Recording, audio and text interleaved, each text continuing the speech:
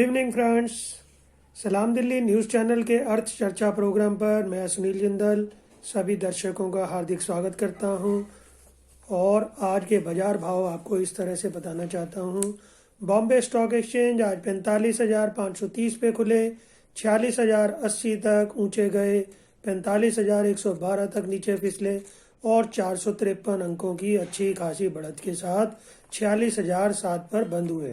Nifty stock exchange 13,374 पे खुले, 13,492 तक ऊंचे गए, 13,193 तक नीचे के भाव दिखाए और 138 अंकों की बढ़त के साथ 13,466 पे बंद होने में सफल रहे।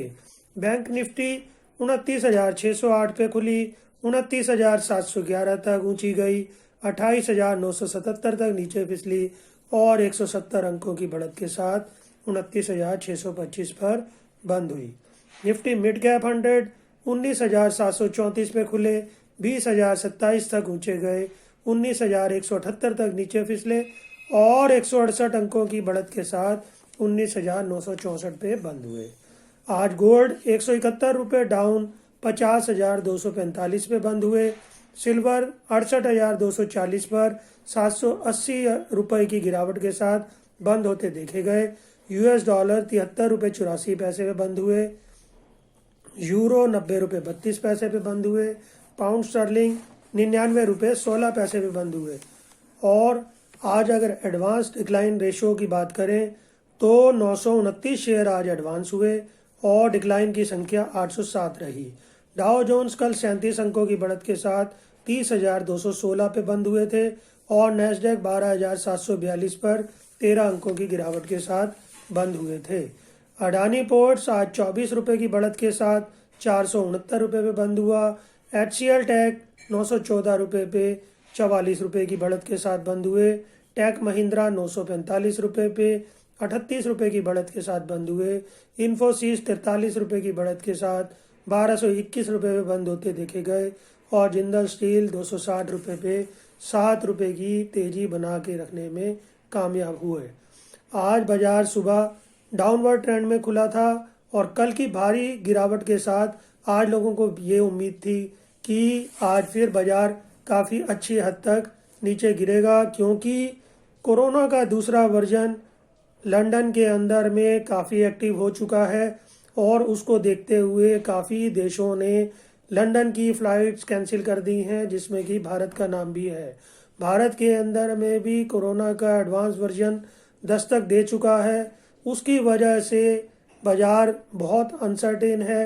किसी भी समय बाजार के अंदर बहुत भारी गिरावट आने का अंदेशा हो सकता है, तो इसलिए देखभाल के ही काम करें। और वैसे भी अगर आप देखें तो आजकल बाजार कोई बाजार की तरह काम नहीं कर रहा।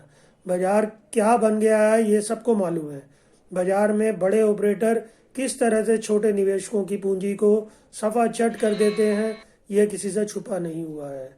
सुबह कोई शेयर 20% डाउन होता है, शाम को वो 20% ऊपर हो जाता है, तो ऐसा क्या उस 6 घंटे में क्या चीज़ उस कंपनी के अंदर में अच्छी आ जाती है जो कि वो 40% का इजाफा लेके बंद हो पाता है।